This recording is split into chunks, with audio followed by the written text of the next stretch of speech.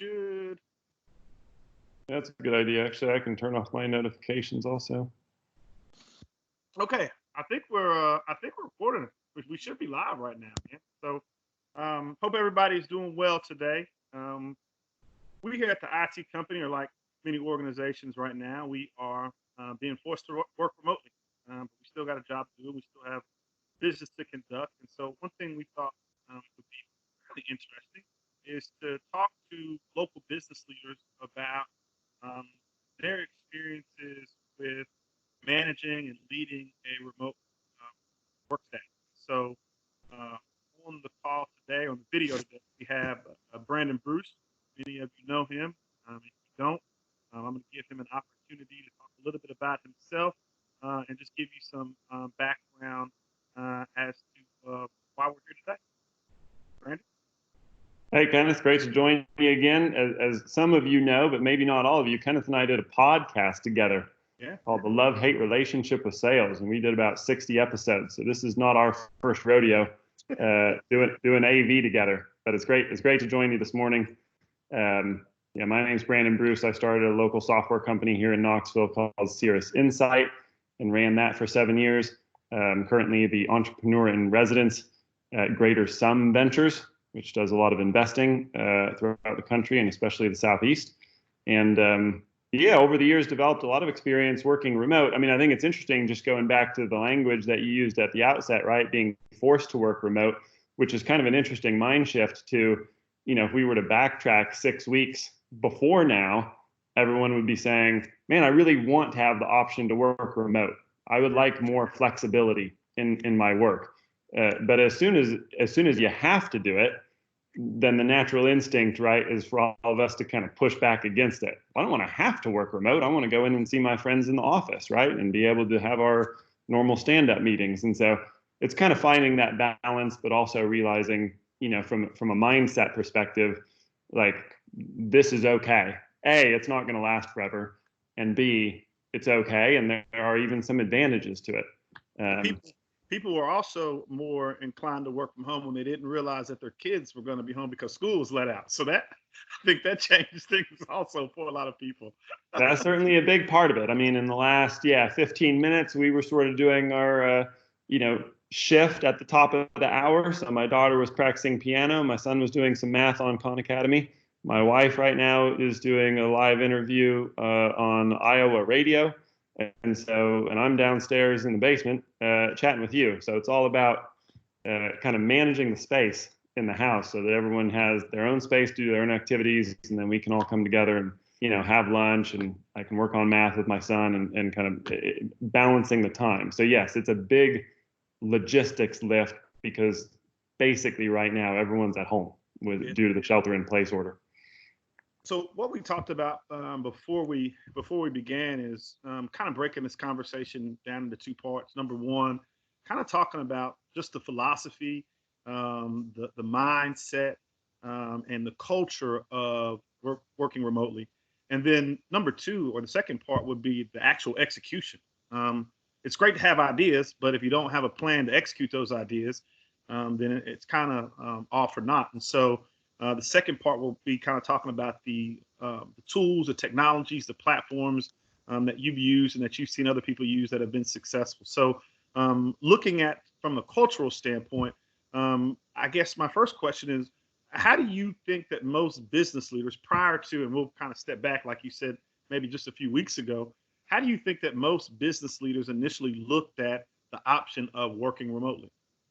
Yeah, it's a great question. I think, to back up even further to a visceral level, like this is a change, and change brings with it some anxiety and a little bit of fear. It's just different than it was before.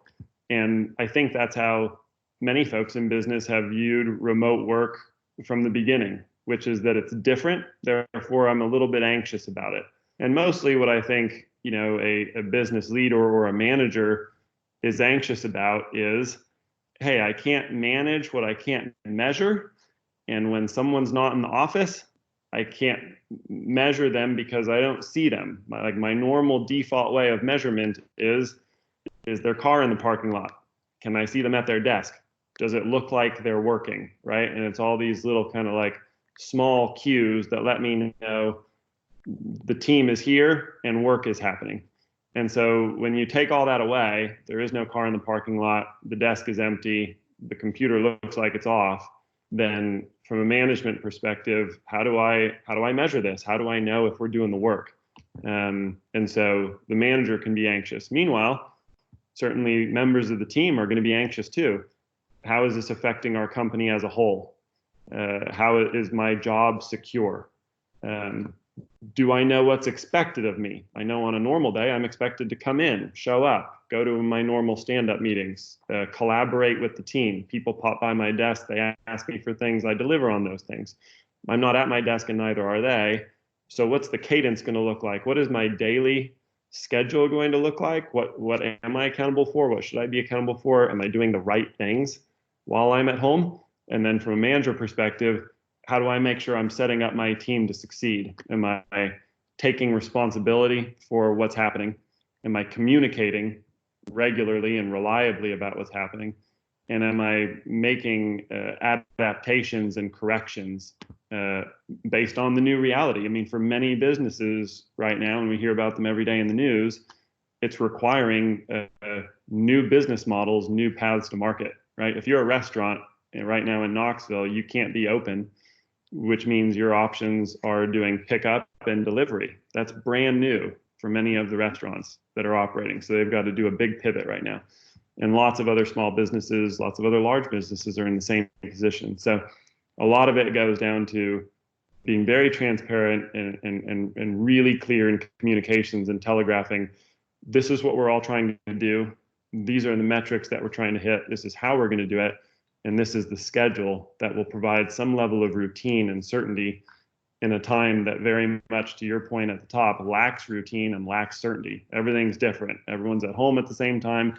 The school's not starting. The bus isn't coming and picking up the kids from the house. Like everything's different right now, including picking up groceries from the store. So all the small things that we all took for granted have changed. And so it's providing a level of consistency. And also, it's a great time for folks to step up and be leaders in terms of A, how they communicate, which is early and often, and B, what they're communicating, right? If every meeting, right, let's say we all go remote and then we all jump on a Microsoft Teams or a Slack or a Zoom or a GoToMeeting, and we just go straight into how nervous we all are and the negative impacts this is having on business, et cetera, that's going to stoke kind of a mindset of fear. Right. And it's okay to let people know, hey, we're under the gun, we got to hustle. But I think it's also really advantageous right now to just be really clear. This is exactly what's happening. This is why it's happening. These are our goals. These are the metrics that we're still trying to hit. And this is how we're going to do it. And that way everyone can say, oh, okay, it's pretty much like it was before. We have work to do. Let's go do the work. And that, I think, gives people a lot of confidence in that consistency when everything around them seems to be falling apart in the news. They can say, okay, I know exactly what my schedule is today, and I know what's expected of me, so I'm going to go get to work. So you actually hit on kind of my next couple of questions right there, and I'll say them just so that people out there listening can kind of tie them together, and I think maybe consolidate what you just hit on, which one of them was, how do you go about keeping an engaged staff when working remotely? And you talked about being communicating early, communicating often, communicating consistently, having a very clear and concise message. And then you also hit on the role of leadership, and I think mid-level managers as well, in terms of setting clear expectations and making sure the guidelines and deadlines are stated explicitly so that people can know what's expected of them.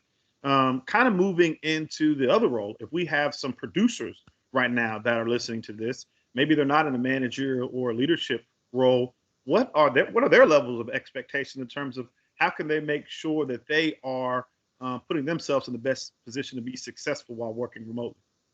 Yeah, I think for me, the goals basically are the same, and the anxiety basically comes from the same place. So if you're a team member, if you're a producer, I think your biggest concern when everything goes remote is for the leader of the business, the manager, to disappear. You're not hearing from them. You don't know what's going on. And then you start to make up stories in your head about, well, maybe they're in the tank because they're trying to rescue the business. Maybe things are going really poorly. And meanwhile, the leaders and managers are worried that the producers are going to disappear, right? Like, well, what if I need to reach our top salesperson? What if I need to reach our customer support team? And then they go into the shared tool, whatever that tool may be, Teams, Slack, Zoom, email, text message, and I can't reach the person, right? And so all of us are used to work one way or another being described as showing up. Mm-hmm. Just like you're used to showing up for school and then you show up for work. So what do you do in a time when you're actually prohibited from showing up in person? You can't physically look around and be like, cool, there are all the producers, there are managers, we can see everybody, we can all see each other, is to make sure that we don't disappear. And that's been the overriding concern about remote work, I think, from a manager perspective since the beginning, is, well, if I let people work from home, they're going to kind of disappear on me. They'll get busy doing some home chores. They're going to take the longer lunch. And sometimes I'm not going to be able to reach them. And the speed of business means I need to be able to reach them. And so the best thing I think both managers, leaders, producers can all do is not to disappear, to be present. And that doesn't mean, leaving a camera on you all day. It just means being available at the times when you're expected to be available and delivering on what you've said you're going to deliver on time. And that way you get into a regular cadence. So it doesn't mean, hey, man, Kenneth is really, looking at my work every 5 seconds. Like, this is making it hard for me to work. Instead, it's you telling me, Brandon, I expect from you, this finished document in draft form by 3:00. And I can say, great, I'll be working on it. And then I go work on it and I send it to you through whatever channel we agreed on by or before 3:00. And you see it and you go, great. Like, I didn't need to watch Brandon while he worked on the document because that sounds silly, but I know that he was working on it because I just received it. Now, if I don't send it to you on time, it's the same as if we were in the office and you popped over to my desk and said, hey, can I get that draft? And I was like, I don't have it. Super awkward. It should be just as awkward now, right? Where it's like, hey, I'm not seeing it in my inbox or Slack. Like, there's no, the internet's not down, the power's not out. This work should still be possible to do as long as the business has provided its employees with the tools that they need in order to do work, right? Which is their job to do. Yeah, and I think you covered it on both sides. It's if you were working and we were in a brick and mortar office, you wouldn't stand over my shoulder to make sure that I got the work done. So there's no need to do it while you're working remotely. And by the same token, if I knew that I wasn't going to have my TPS report done to you by 3:00, I would. There it is, Office Space mentioned. Got to get it in there. Hey, now's the time to watch a lot of movies, right? But I would hopefully communicate that to you by 2 to 2:30 and say, hey, I'm having troubles. These are my issues, and these are the things that I'm struggling with. So it goes both ways. Yeah, and here's what I think is possibly the most exciting part about this basically big experiment that we're running right now is not the chance for remote work to mimic exactly in-person work, but hopefully to do some things better. Yeah. Which is to say, sometimes we get into this cadence, and cadences are great unless they become a rut where it's like, oh, Tuesday morning must be time for our all hands meeting. And the all hands meeting is always a waste of time. And everybody knows it's a waste of time. Then hopefully by going remote, it's not like, oh, well, Tuesday we always do an all hands meeting, so let's just mimic the bad all hands meeting, but instead do it virtually. Now, making it virtual is not going to make it better. So arguably it could exacerbate, could make it worse. But if this is a time to reevaluate it and say, you know what, the Tuesday all hands has never been good. Let's not have the all hands. Let's open up an hour of time for the team to just knock out real work. That sounds like a good improvement. Or if it's a time to reevaluate it, we all just kind of used to gather and give updates about our day, but is that the best use of our time? Because now we're scattered and we're facing a lot of pressure. What should we do? So it's a good opportunity to sort of reevaluate all the little department stand-ups and the impromptu, one-on-ones or the scheduled one-on-ones between managers and producers and say, okay, hey, we were doing it this way before, but honestly, we were probably wasting some time doing it that way.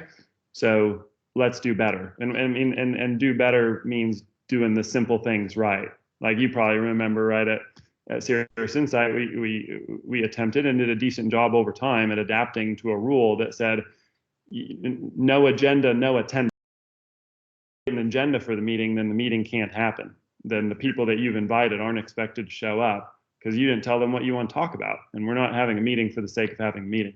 So circulating an agenda ahead of time, circulating the documents required for the meeting ahead of time. I actually had a Zoom call a few days ago where we were all there having a meeting, but the organizer basically said, yeah, I just want to get everybody together to kind of prepare you for a document that I'm going to send you. And kind of everybody basically came to the conclusion that we really look forward to seeing that document. Yeah.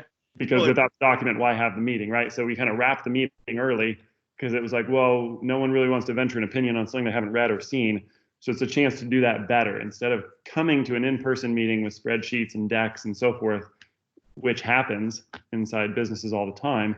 It's let's circulate stuff in advance, let's have agendas, and then after the meeting, let's all make sure our assignments are straight. So say, Brandon, you're responsible for this. Kenneth, you're gonna be responsible for this. These are the deadlines for these things. Great meeting. Thanks everybody for taking the time. Everybody can go back to work. And I think hopefully that's an improvement we can all make during this kind of quote unquote shutdown.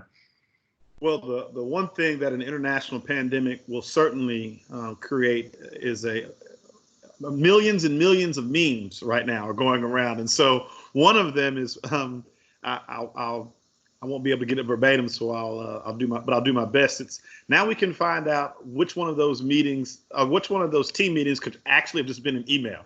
So we got a lot of that going around where people are saying, see, I've been telling you for years that we could have just done this via email, and now we're having to do it because we're not all in the same physical space.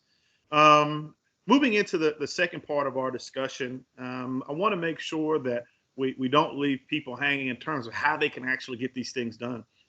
If you've been used to working via or in an office environment and personal interaction, me coming to your office, talking to you, or me sending you an email or meeting you by the water cooler or in the conference room has been our primary form of communication, what are some of the platforms that you've had success with in terms of meeting?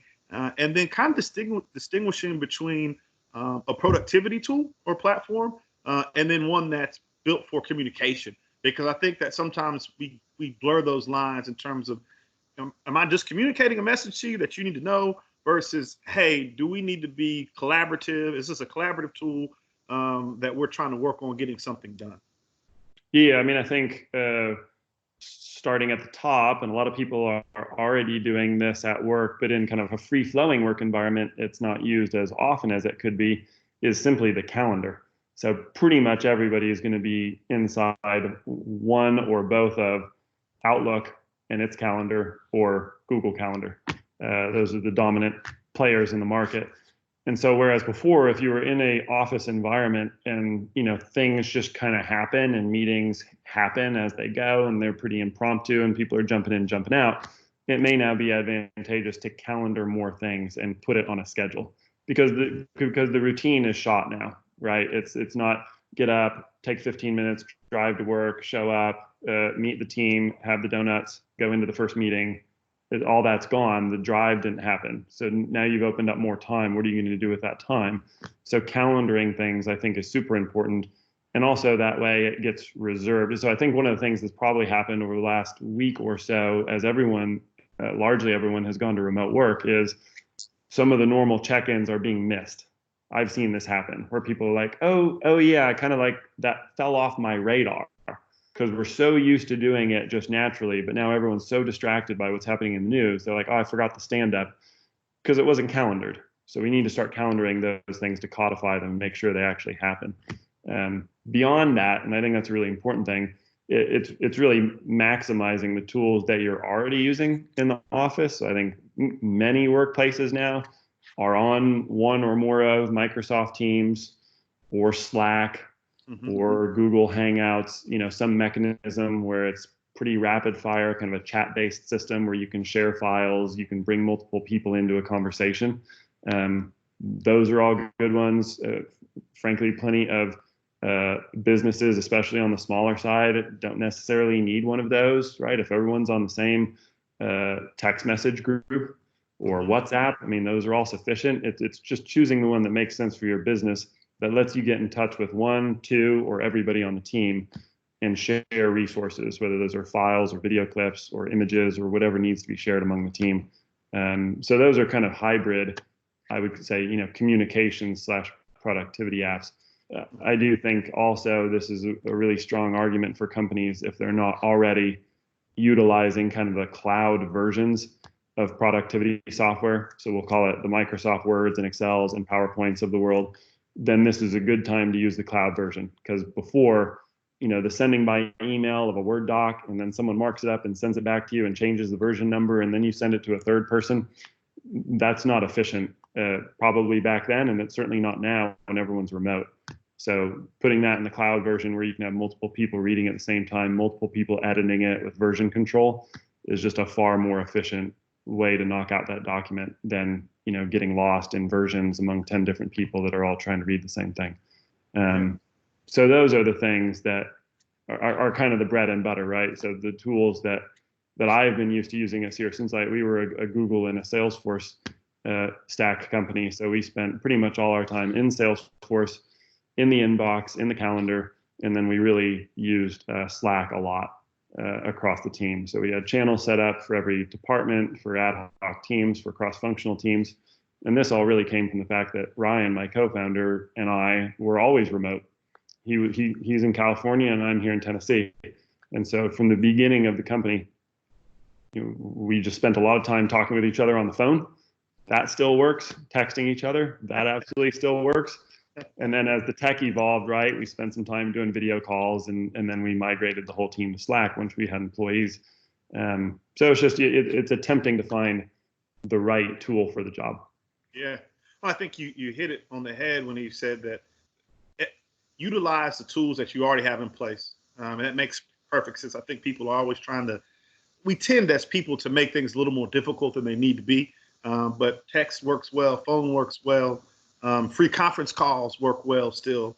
Zoom, a lot of these things are free and easy to use. So people don't have to be fearful and afraid of using these types of tools, because most of them are very easy to access.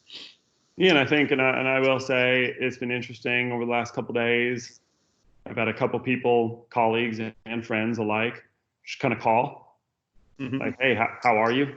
Check in. Absolutely. Everything good with you, your family, your team? Like, yeah, we're doing great. How about you? Yep, we're all kind of sheltered in place. And it's like, all right, great. Well, if you need anything, like, I'm here, basically. I'm present, and cool. I see you're present also. And so awesome. Yeah, thanks for caring, right?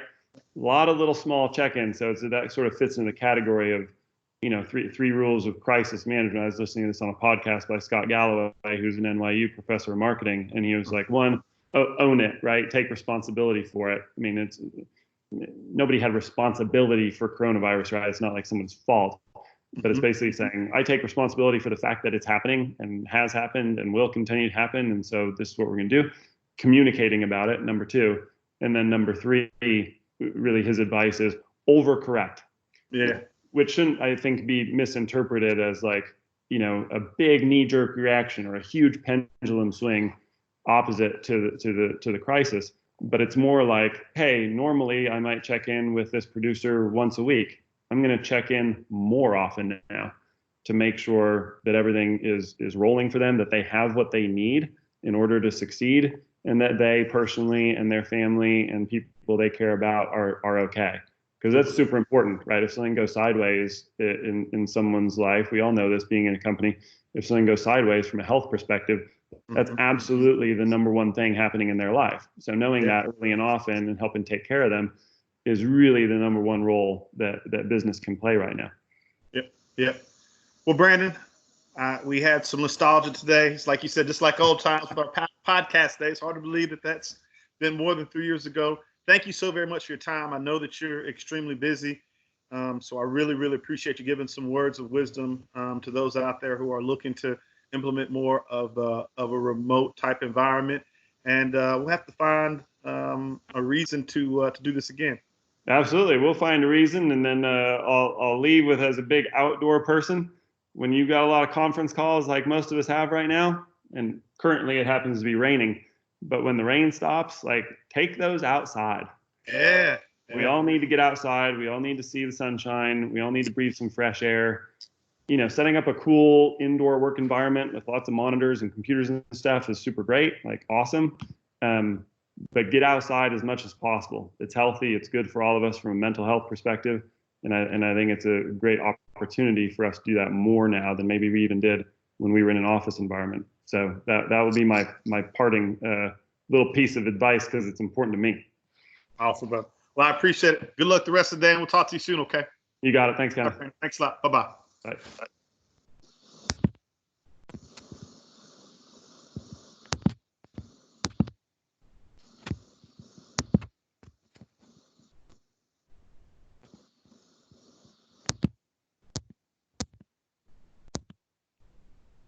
You good? I'm trying to, okay, there it is. Stop recording, and then stop recording, end at this point.